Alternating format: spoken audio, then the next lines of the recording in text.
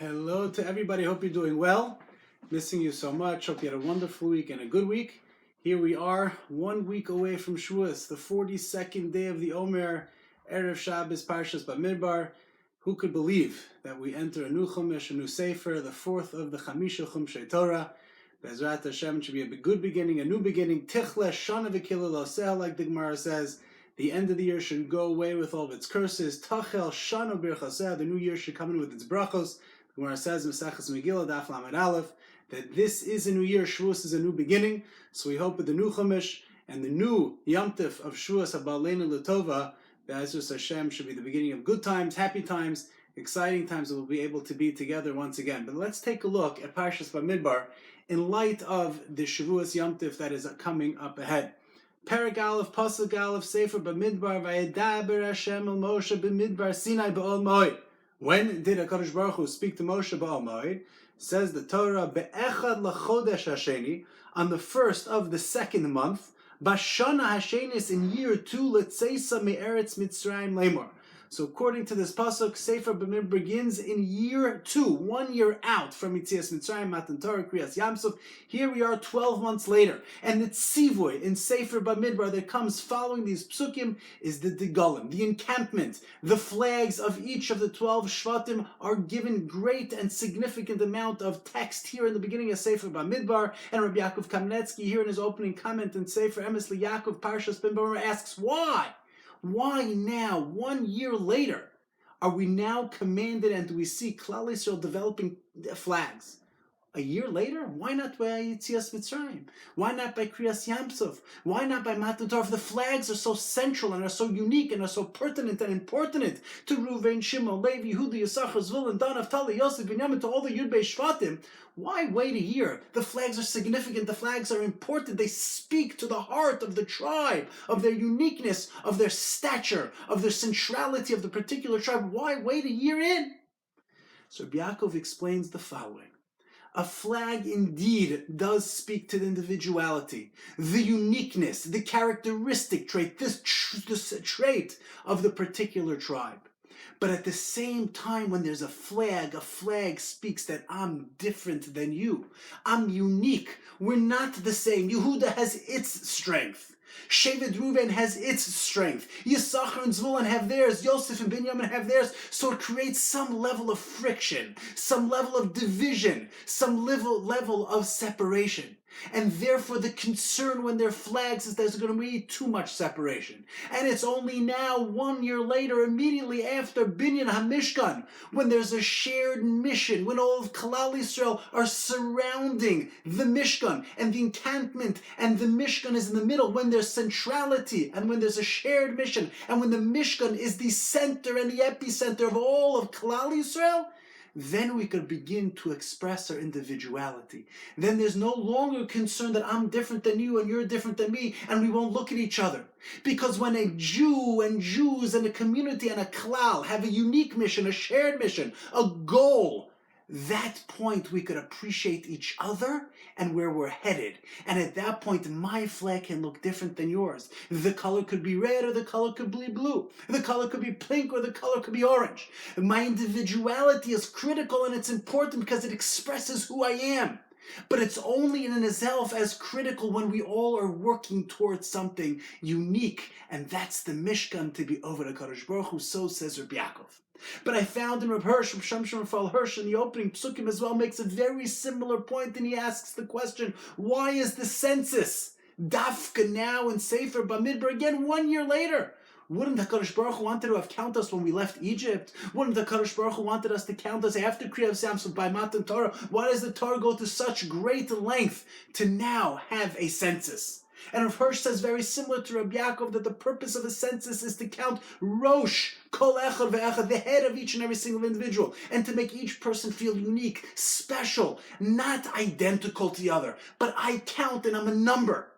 And says Rav Hirsch that the goal in the count is just that. But when we begin to see our sense of individuality, our separation, that I'm not like the other person, then one could begin to feel more important. and different than the next person.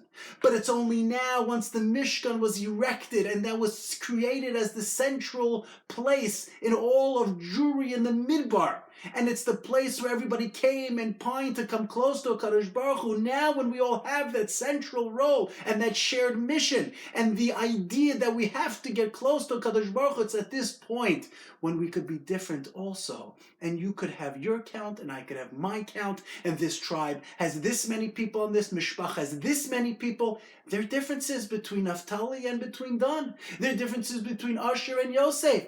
But those differences are very, very clear, but they're important now because we're able to have a central mission and a central goal. So says Rabbi Yaakov and says Rav Hirsch, that's why only a year later do we see a census and do we see the Degalim begin to play a critical role in the building process and the building blocks of Klal Yisrael. But the truth is, if you look back a year ago, in Sefer Shmos, at Matan Torah Har Sinai, there was a similar dynamic that occurred as well.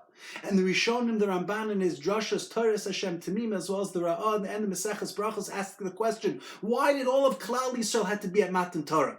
Couldn't we have just sent the head, the Nasi of each tribe, maybe 10 members of each tribe, maybe the Zkenim? But did you need 600,000 men at Matan Torah? Did you need 2 million people, men, women, and children? Taf, V'noshim. Did we all have to be there? Was it so important to get up so early in the morning to hear, to watch, to see the Kolos, Ubrokim, to hear Matan Torah? Why did we all have to be there? When it came to other revelations, not everybody saw it. Nevi'im saw it, Moshe, Aaron, but why by Matan Torah did everybody have to be there? And the Ramban says in his Drasha Taras Hashem Tamim, and the Ra'ah makes this point as well, other Rishonim, that when it came to Matan Torah, Kadosh Baruch Hu wanted to hear the words Naseh v'nishma.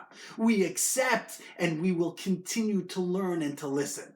But it wasn't enough for 10 people. Shlichus, a proxy, wouldn't work. Everybody had to say it with their own egena, individualistic approach. I accepted Matan Torah as a man. You accepted Matan Torah as a woman, as a child, as an elder, as a younger, with this background, with that background, with all the individuality, with your job, with my job. Every single Jew with their own aspects and their own interests and their own individuality all accepted it. But asks the Ramban, that's dangerous. It could be that the Zkenim would have accepted. It could be other communal members in Klal Yisrael and Bamidbar would have accepted the Torah. But 600,000, 2 million, every Jew's going to say Naseh v'nishma. That's a very risky thing to do. Would you be a betting person to say that all Klal Yisrael is going to say Naseh v'nishma? Esav didn't, Edom didn't. How could it be, and why would we set up such a scenario? And it could be that the basic reason for that is the prerequisite for Matan Torah was Vayichan Sham Yisrael Keneged Har. All of Klal Yisrael sat at the foot of Matan Torah of Har Sinai and said, Ki ish echad b'leiv echad. We were all in it together. The camaraderie, the unity was so palpable, was so sharp, and was so acute that there was no question that even the division and the differences that existed in Klal Yisrael, we had a shared mission. We had a shared goal. And even though I have my background, you had your background. You had this experience at Yetzias Mitzrayim, you had this experience at Matan Torah. You felt this way at Masam Riva, you felt this way at Refidim. There were so many differences that existed. I walked this path through the Yam Suf and you walked this path through the Yam Suf. I saw this, you saw that, but nonetheless, when everybody was coming together, Sham Yisrael Keneged Echad, Keish Echad B'leiv Echad, we all wanted to be Makabel the Torah. At that point, the division, the distinction, the individuality was all focused, was headed to one place, and therefore we were together. And it doesn't stop here, because at the end of Moshe Rabbeinu's life in Parshas Nitzavim, his last will and testament, when he created a covenant between God and the Jewish people, the pasuk says, Atem Nitzavim Hayom Kulchem. You're all here, you're all in it together, no different than a Matan Torah. Ki ish echad b'leiv echad, kulchem. And once there's kulchem, the Torah goes on and says, Roshechem, Shiftechem, Ziknechem, Shotrechem, Kol Ish Yisrael. And the Rishonim asked the question, if it's kulchem, why start to delineate and individualize? The answer is because before you could be an individual and express your sense of individuality, there has to be a shared and common goal. That's what makes up Klal Yisrael. And when there's kulchem, then there could be Tapchem, Nishechem, Gercha Shebeker Machanecha, Michote Vetzechat, Shavimecha, the water carrier, the wood chipper, the ger, the convert, the men, the women, the children, La'avercha B'ris Hashem Ba'alasa. We need the kulchem. We need to be together. And when Klal Yisrael comes together as a unit, that's when our individuality is so much more profound, so much more special, so much more unique. That's the census in the second year, and that's the golim in the second year, and that's the reason why Matan Torah there was no concern that not everybody would say Nasa v'Nishma, because we were all in it together, Kish Echad B'Leiv Echad, and that's what happens here. L'Abracha B'Ris Hashem Ba'alas, the end of Moshe's life, because kulchem, we're here together. This idea that Klal Yisrael as a unit, is a team, is together, which then celebrates our individuality, can be seen in other ways as well. The Gemara says, Meseches Bava Basra and Daf Chaf Aleph Amar Aleph, an amazing piece of Jewish history. The Gemara says, Zachar Oso Ish Latov, there's a particular Jew, a great Amora from the second base of Mikdash period, called Yoshua ben Gamla. And listen to what the Gemara says about Yoshua ben Gamla. Shilmalehu, if it were not for him, Nishtakach Torah Yisrael. The Torah would have been forgotten for all Jewry. There would have been no Torah. That means Yoshua ben Gamla saved Torah. If it wasn't for him, Nishtakach Torah Yisrael, all of Torah would have been forgotten. What did he do already? Let's read the Gemara together. Shibatchila, early on in Jewish history, Mishi Eshel Ab Melamdo Torah. Torah Tzivalat Moshe Rosh Kilas Yaakov, the Gemara says. The father would teach his son Torah. However, Misha Ein Lo Av, somebody who was orphaned, didn't have a father. Hayalo Torah. He wouldn't be able to study, didn't have a father. What did Yoshua ben Gamla do? The Gemara continues. He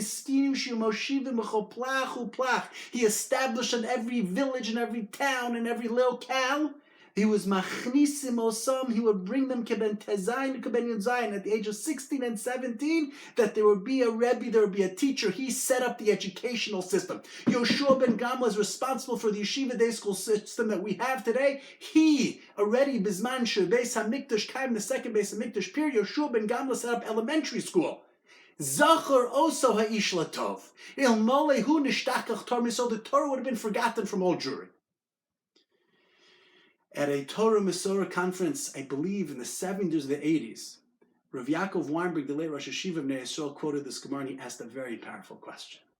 He said, Yoshua ben Gamla established Torah for the Jewish people, and if it wasn't for him, Torah would have been forgotten. Asks Rav Yaakov, look what the Gemara says. Torah was being learned.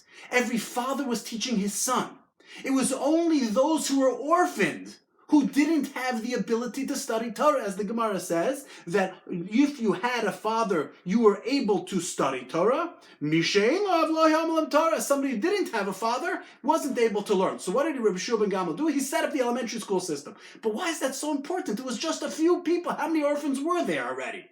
For them, says the Gemara, Zachar oso ish latov shilmali hu nishtakach Torah Yisrael. Why is that such a great feat? What did Rabbi Shua ben Gamla do at the end of the day? Everybody was learning. Everybody studied. Father was teaching son. He had a Masorah, Torah Shebal Peh. There was a system of learning Torah. What did he do? And listen carefully to Rabbi Yaakov Weinberg said. If one Jew, if one student wasn't able to learn Torah, nishtakach Torah Yisrael. If there's one boy and one girl who are unable to study, to learn, to have a teacher, it's as if Torah is forgotten from all of Jewry. Yes, that's what Rabbi Yaakov Weinberg said, and that's what the Gemara says, and that's why we remember him Latov. And at that meeting, at that conference, Rabbi Yaakov was talking about those who have difficulties learning, struggling in learning, whether it be for physical difficulties or other disabilities. And he spoke powerfully that every Jewish child needs to have a Torah education. That's what it means. It's like a puzzle that's missing one piece. It's not a complete picture. The tapestry is not complete if there's one person who doesn't have it. The individual makes the community. One Jew missing in the link and who's not part of the grand, broader picture of Torah, everything is farfallen, everything is dropped. We're not complete, we're not a body, we're not a unit, we're not a full soul. And that's why the individuality is so critical, but when there's a shared mission.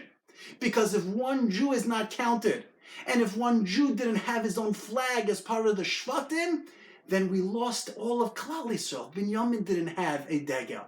If Torah wasn't existent in this particular town or community, it's forgotten completely.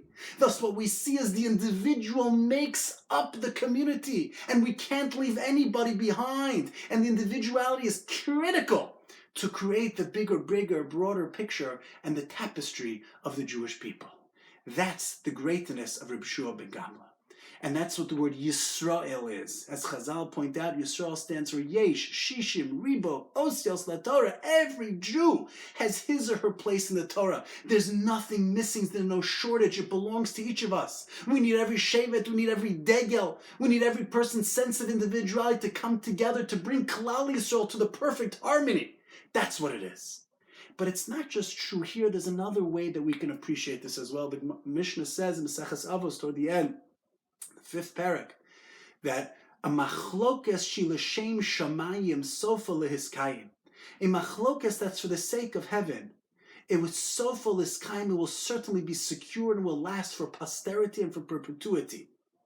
However, the Gemara says a machlokes that's not l'shem shamayim, says the Mishnah, ain't sofa lehiskayim. It has no ability to live on forever. And an example that the Mishnah gives for machlokes l'shem shamayim is Hillel v'Shammai. Hillel v'Shammai argued, Beis Hillel Beis Shammai argued. And that's what made up the entire gamut of Torah Shebaal Peh.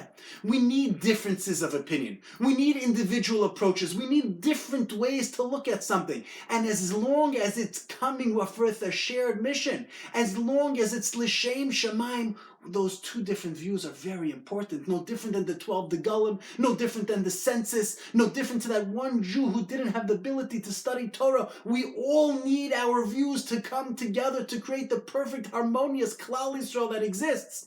We need Beis Hillel, we need Beis Shammai. Arguments on really what make up the corpus and the backbone of Torah and Torah Shebaal Peh. We need disagreements, but we have to agree to disagree. And the agreeing to disagree is because we have shared mission. We have shared goals. And we're looking to the Mishkan in the middle. We're looking to the Ma'amad Har Sinai in the middle. And everything has the same goal and the same perspective because that's where we're headed. It's amazing to look back at the first pasuk in Sefer Bamidbar and the way that the Jewish people are referred to, Su'u as Rosh Kol Adas B'nai Yisrael. Count the heads of Adas Yisrael, the assembly. What is Adas? What's an Ada? So they point out, the Shimshon Fal Hirsch makes this point, others make this point, that Ada is Milashon Ya'ad. You know what a Ya'ad is? You remember you once traveled on a plane. We traveled to Israel. Ben Gurion, you remember that name? Tel Aviv, Lud, we got on a plane, and when you get on the plane, on the screen in front of your seat, you know what it says? Zman laya'ad, the amount of time to the destination. We watched it very carefully. 10 hours, 9 hours, 7 hours. Ya'ad is a destination. Ada, assembly, comes from the word Ya'ad, which means destination. Because an Ada, a collective body assembly, is different people who make up a composite that are headed to the same place, to a destination. That's what an Ada is. An Ada is a group of people with different ideas, different thoughts, different backgrounds. Chotev Eitzim and Shavei Mayim, men, women, children, wherever you come from, Megera, Baal Tshuva, whoever you are, you make up Klal Yisrael. You're an Ada because you're headed to a yad, to a destination that's similar. And that's where we're headed as Jews, and it's no coincidence, of course, as Shavuos is coming. We call the Shalosh Regalim Moadim. Moed also is from the Lashon Ya'ad. A Moed is headed somewhere. Pesach leads us to Shavuos, Shavuos to Sukkot, and we're ultimately headed to the ultimate Moed, Kiva Moed, which we wait and pine for Yemos HaMashiach v'Tchias HaMeisim. That's what a Ya'ad is. That's what a Moed is. It continues to move us in a certain direction. And that's what we're waiting for. That's who we are. And when we have this sense of individuality, and when we're able to appreciate the differences, because we're together on the same journey, on the same mission, and we're sharing goals, and we're sharing where we're headed, That's the ultimate picture of Klal Yisrael. It's the picture of the Jewish people coming together from their different backgrounds, from their different nationalities, from their different communities, from their different nations, wherever you may be from. But Klal Yisrael comes together to create that perfect harmony, the perfect canvas, the perfect puzzle of different faces, different shapes, different degalim, different counts of each and every single tribe, because we're headed somewhere together. That's the journey, that's the destiny that we're headed to, and that's the yontif that we go into. And before we celebrate the yontif of Shavuos, we must read Parshas Bamidbar. The Gemara says, the Rishonim say, because it comes to teach this point. The individual makes up the community, and when we work together, then we're ish echad b'leiv echad, we can be mekabel the Torah. Recognize how much you count, how important you are in the bigger picture, how we need you. Kol Yisrael arevim zeh lazeh. We need each other. When one Jew is not doing what a Jew is supposed to do, it hurts all of us. And when one Jew is not doing greater and pining higher, it benefits us and it hurts us if that's not happening. That's what we have to recognize, and that's Yisrael, Yesh, Shishim, Ribo, Osios, the Torah. Let's be Makabel the Torah, let's enter Sefer Bamidbar, the new excitement, the new enthusiasm, to appreciate our strengths, to work on them, to appreciate our traits and our characteristics. May HaKadosh Baruch Hu send us Tshuva, Yeshua, Rachamim, and a wonderful Shabbos and a good Yontif ahead. Terrific to be together. Missing you and looking forward to seeing you very soon. Good Shabbos.